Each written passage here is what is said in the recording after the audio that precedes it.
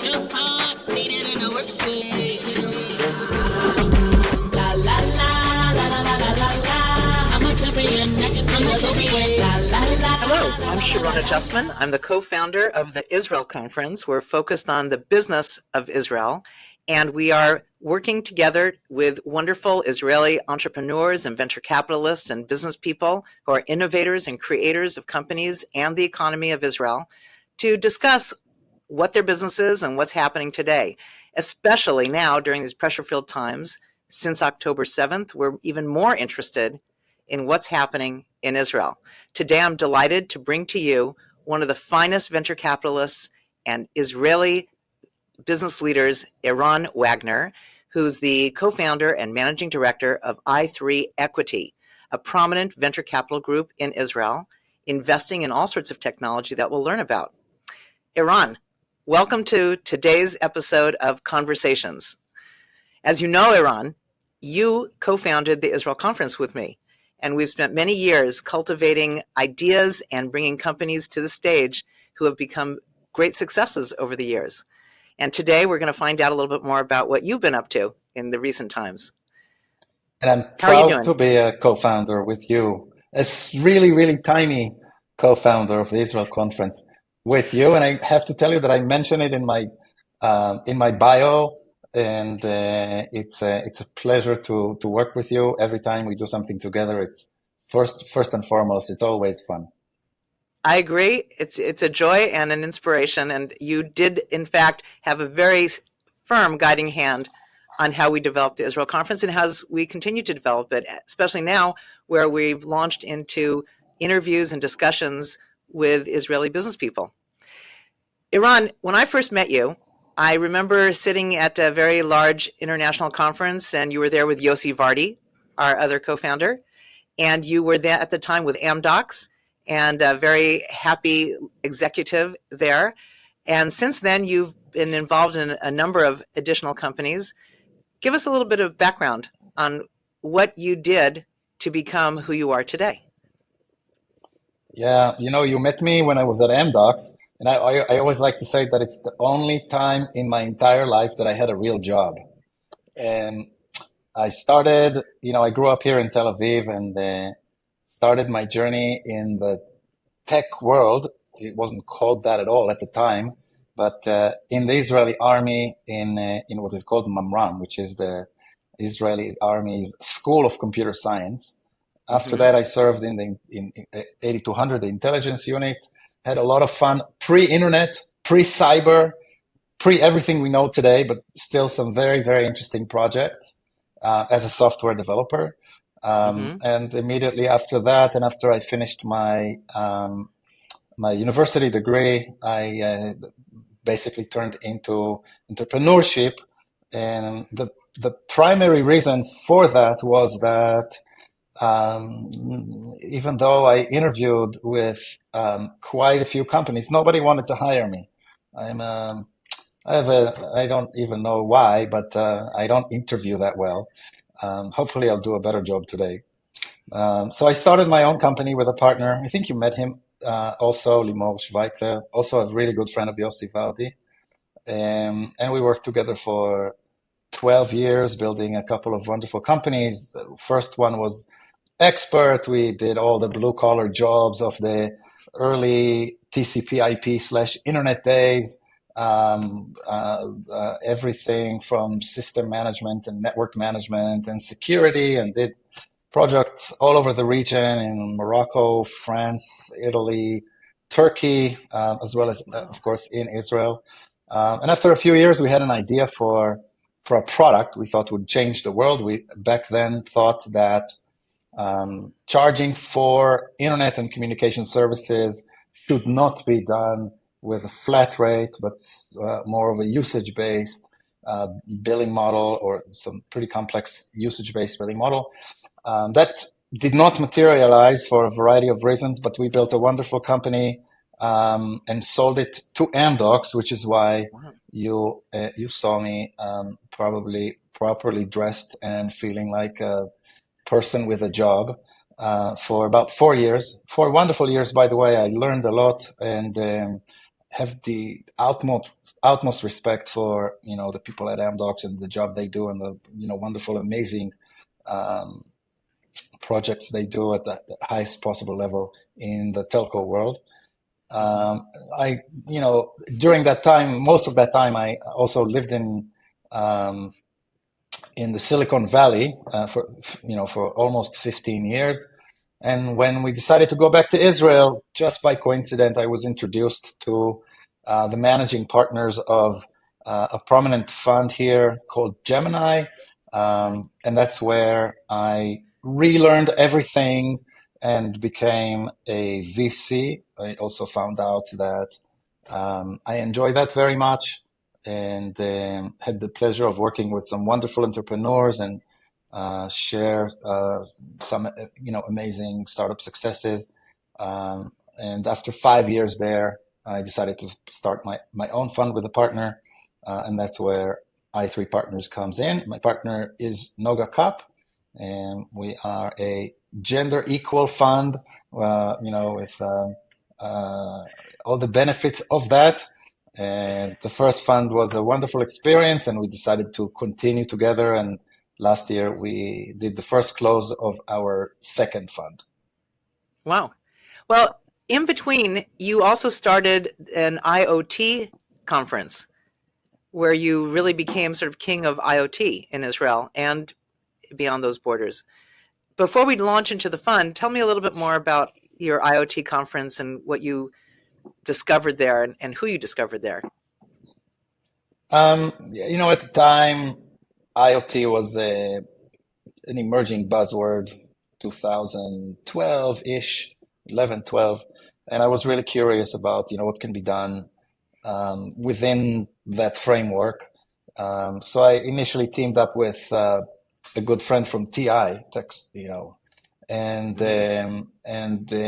together we produced the first iteration of what 5 years later would be a huge party every year,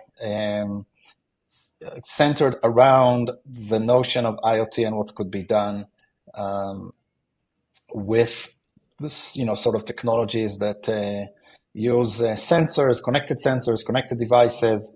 It was a lot of fun. IoT as a buzzword was also something that connected me to the initial investors of the first i3 fund, which was originally centered around IoT.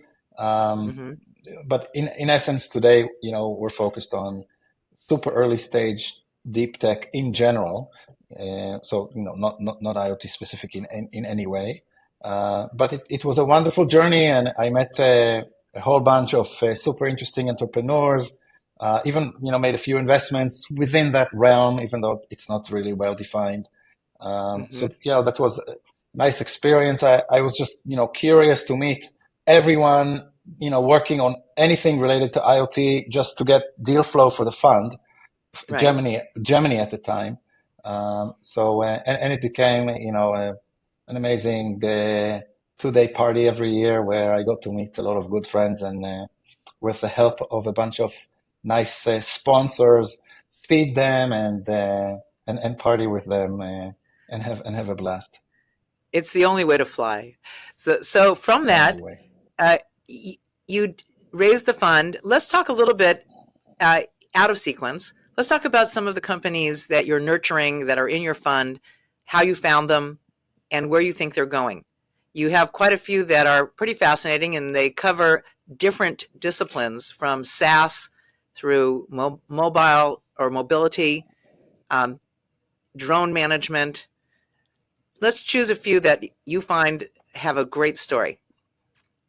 Yeah, so the best mobility story that I have to tell is Move It, but we've already sold Move It to Intel or to Mobileye a few years ago. That was an amazing journey. I made that investment in 2012 within Gemini, and that was just as a quick summary. What does Move It do? Move It is the largest global provider of information for people wanting to use public transportation.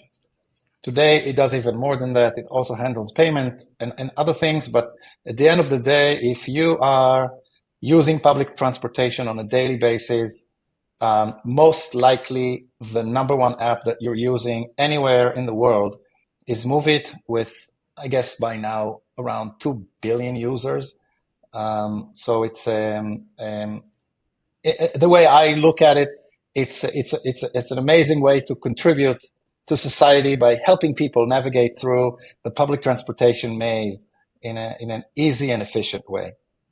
It's an amazing thing that Israeli technology moves people, whether it's Move It or Waze or other technologies. Yeah, Israel seems yeah, to be moving the world. yeah. There used to be a car manufacturing industry in Israel, but that's a very, very long time ago. Now we do it with apps, more in digital ways, like Yes, Mobileye and Waze and Move It, rather than actually making cars.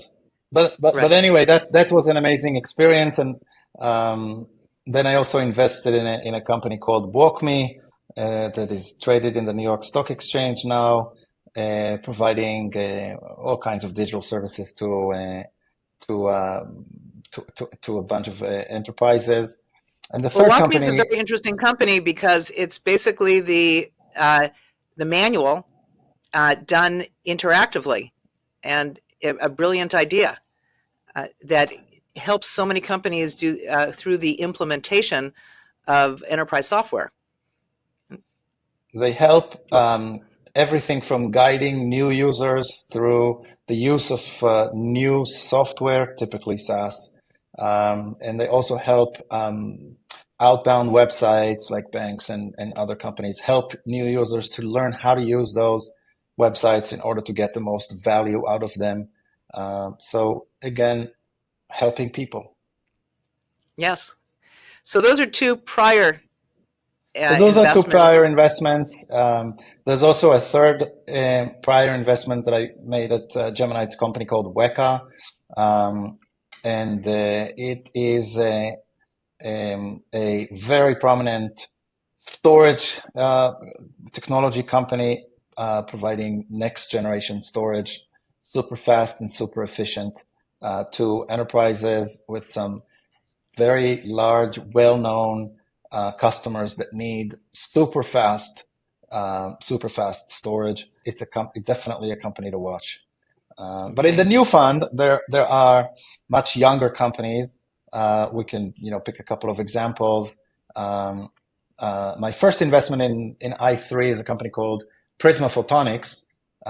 Hmm. They turn um, optical fibers tens of kilometers long, up to 100 plus kilometers, into acoustic sensors. And those acoustic sensors could be used for a whole bunch of things. The two main ones are monitoring national borders, Yes. and the second one is monitoring long-range national critical infrastructure, roads, railways, pipelines, gas, oil, water, as well as the electricity grid. The electricity grid is now our number one target market. We work within the US with a bunch of leading um, power utility companies, helping them implement some next gen regulation that the US has put in place in order to make the grid more efficient. Is it also a way to have early warning if there is something imminent about to occur, either a disruption or a dislocation? Absolutely. Disruption, any kind of problem, whether it is intended, someone is climbing or someone is digging in order to um, do damage on purpose, but also avoid all kinds of accidents and accidental digging or accidental damage to critical infrastructure. So it helps keep the infrastructure safe, and it helps with its ongoing maintenance and operation. Even wildfires, if you probably remember the Sure. PG&E wildfire issues, it can help identify very, very quickly any risk to for the power grid to create fires for any kind of reason. It also can detect a fire that was not caused by the power grid, and serve as a super sensitive sensor for all kinds of occurrences. But the most important thing right now is the next gen regulation called DLR, Dynamic Line Rating, where the US is trying to help the existing grid carry more power from place to place, just because you need to serve the needs of end customers with an existing grid. While of course you want to build out additional lines, but you want the existing lines to carry more power, and DLR Dynamic Line Rating enables that, and Prisma can help with implementing dynamic line rating by measuring wind speed and other weather factors that impact the ability to transfer more power on the existing lines. Well, as an Israeli and a Californian, we need this in California, where I'm sitting right now. Since we need this everywhere. We do. Are insurance companies customers of the data? Because that would They be... will be. Once Okay. it's implemented, they definitely will be. And the ability to detect problems earlier are going to reduce the spend on ongoing maintenance of the grid, and also prevents events that actually cause the insurance companies to spend a lot of money. As fascinating as this company is, with so many different aspects and facets to it, when you're investing in a company, how do you evaluate whether they're the only one or whether there are competitors, and how deep that market is? So when we invest, of course, typically the company has nothing. It's just a founder or two, and there may or may not be a napkin with something drawn on it. And we do a lot of research. In the case of Prisma Photonics, by the way, fiber sensing is an existing market. It's about 800 million to a billion, maybe today, with primarily dysfunctional solutions. And what Prisma Photonics was able to do is to improve the quality of the solution anywhere between 10 and 100 fold, just by improving the sensitivity and reducing the risk of false alarm. The way I like to describe it is, if you had a security camera in front of your house and it had 3 pixels by 3 pixels, any kind of movement, whether it's a plant, it's the mailman, would alarm you, and you would open the door to see what's going on. If you have 3,000 pixels by 3,000 pixels, you have a very clear picture, and you know if it's the mailman, if it's your friend, it's your neighbor, it's a child on a tricycle, or it's a thief, with a knife. And that's what Prisma Photonics brought to the table. So it was an existing market that can be won by a superior solution, but it can also be extended significantly to other use cases where the technology was not able to be effective, and can now be effective. I can visualize many applications, but as a VC, when you're looking at a company like this and you're thinking how much money, if I might delve into this area, how much money to invest and what role you'll play. On your website, you say that you invest in the team, that you invest in the person, and you look at what they're capable of. And then you bring 3 areas of investment, international connections, and your own expertise, yours and Noga's expertise, and all the partners that you can bring in to help the company to grow. This is a great case example, a brilliant idea, but needs to be flexed in order to see if it can generate revenue. What did you see in the team? The team is amazing. The CEO is in this case, a second timer, very well-spoken leader, super smart, PhD in physics. He's the one that actually invented the idea. And I, now it's 6 years since we made the investment. I still enjoy every meeting I have with him. By the way, his name is also Eran, right? It's a good signal. But his name is Eran Wagner.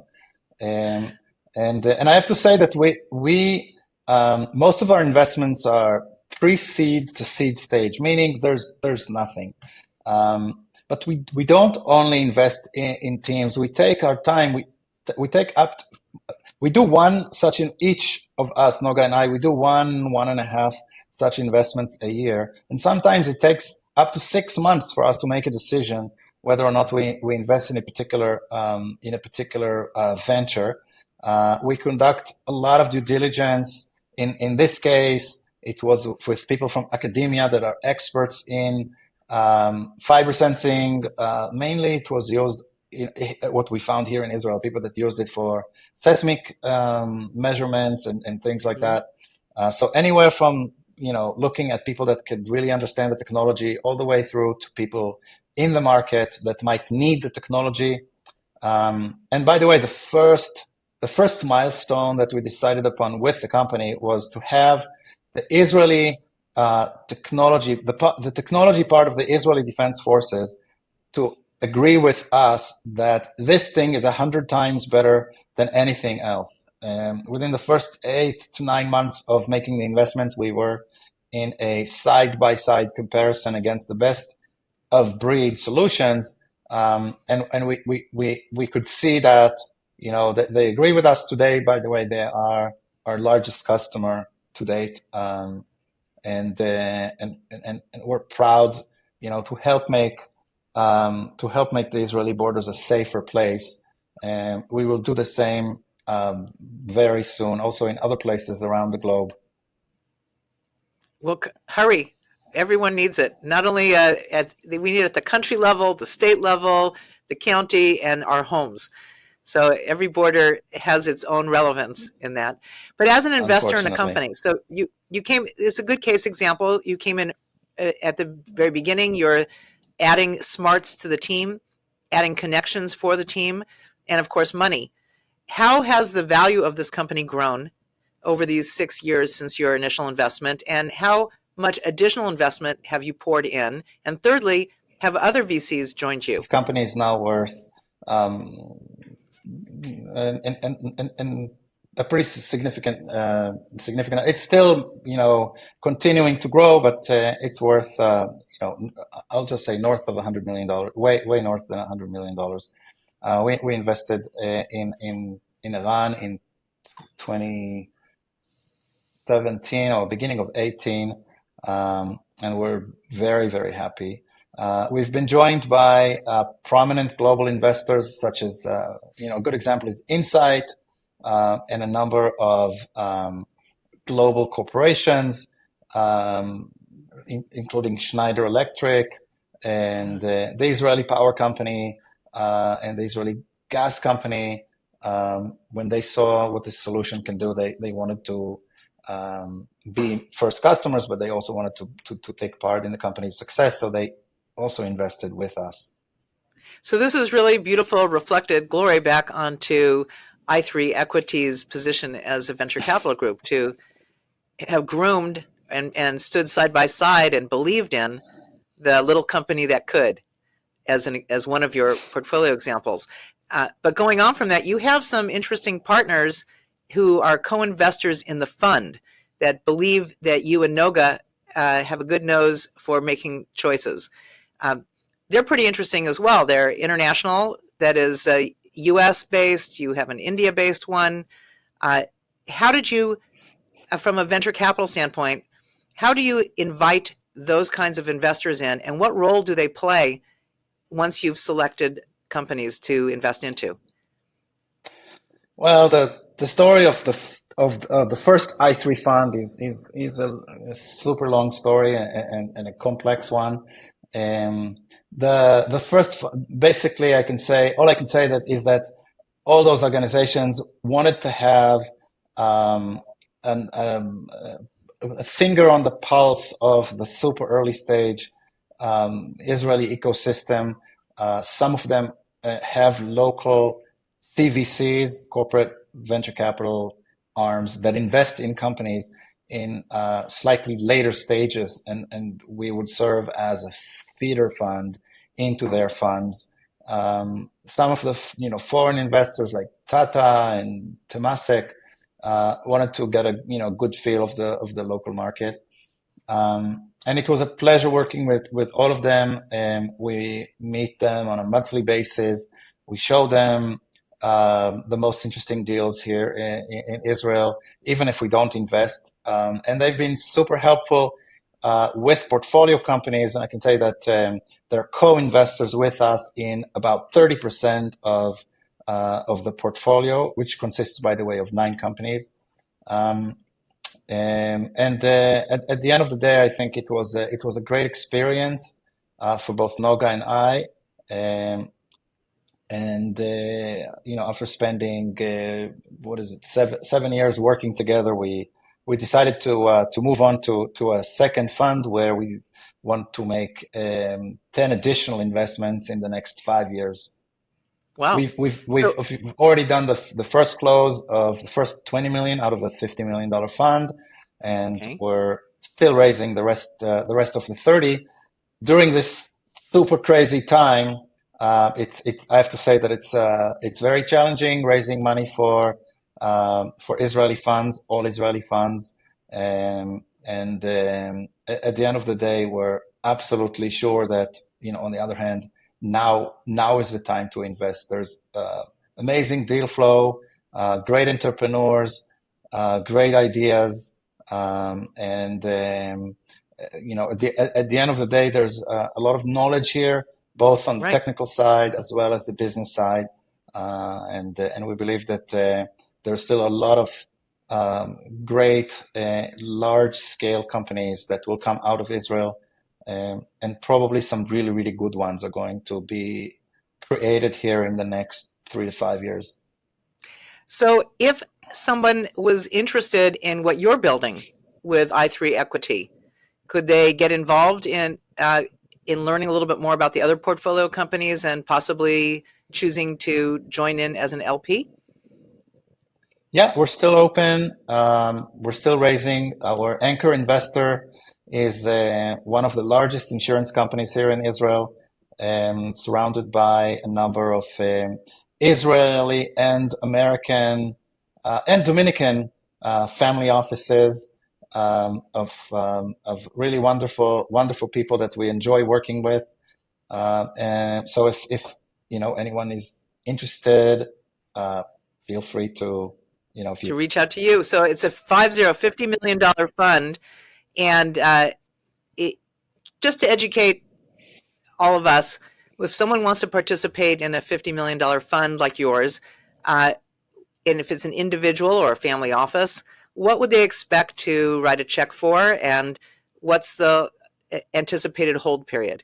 Yeah, when you get into an early stage fund, you should be prepared for a 10 to 12 years journey. Your committed capital will be paid in stages throughout the period. The period is divided into 2 parts. There's an initial investment period where you identify new projects, you make the initial investment in each of them. We've already made the first investment out of the second fund. It's a super interesting company. And then there's another 5-year period, which is called the harvesting period, where you're not allowed to identify new projects, but you only evaluate opportunities to invest within the already existing portfolio.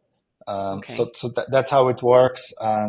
Sometimes there are early exits. In the first fund, we've returned about 3/4 of the fund to investors within the first 5 years. But it's not always the case. Sometimes it takes longer. Our numbers from the first fund look really great. We're already at about 6x invested capital. IRR is over 60%.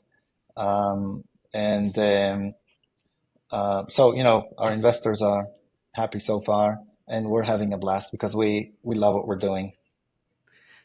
I can imagine the investors are very happy, and it's always good to have happy fund managers as well. You brought up investing in Israel now, and since October 7th, there's been a lens on Israel that is more intense worldwide, and lots more discussion about Israel and what's going on in Israel.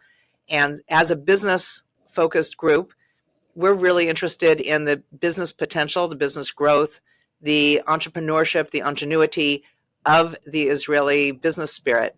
And it sounds like the best thing that people can do right now is invest into the people, much like you do as a fund. I think the Israeli tech ecosystem is probably one of the most important assets Israel has. The tech ecosystem is responsible for over 50% of the entire nation's export, responsible for a lot of job creation, and serves as a huge boost to the economy, even beyond the direct impact of the people employed. There are secondary and tertiary circles around the industry. Its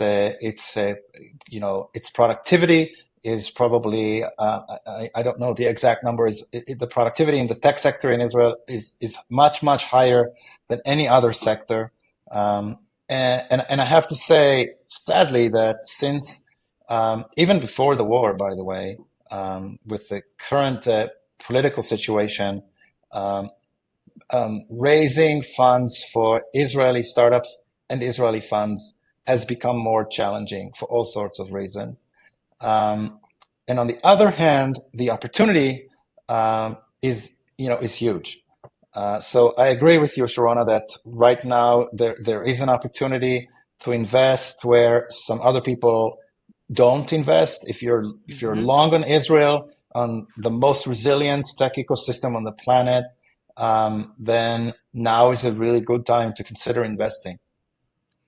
Well, I think that not only will I do that, but I encourage everyone to invest into Israel, into the tech ecosystem, as well as into the other sectors, because as you say, if you're long on Israel, it's going to pay off in a big way and hopefully equal to the returns that you've experienced so far. Eran, thank you so much for giving us your insights and giving us a window into what it is to be a successful venture capitalist in Israel. And I'd like to invite you back for more insights and more ideas on the companies that you invest in. For the Israel conference, we look to talk to innovators and category creators and be able to see around the corner, because we have access to some of the finest business people in Israel. And Eran, you're at the top of that list. Thank you so much. Thank you, Sharona. And I look forward to the next time of doing this together with you. Very soon again. Lehitraot. Shalom. Bye.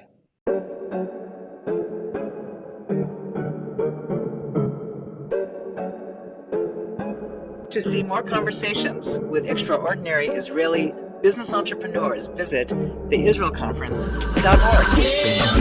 I am in the jungle.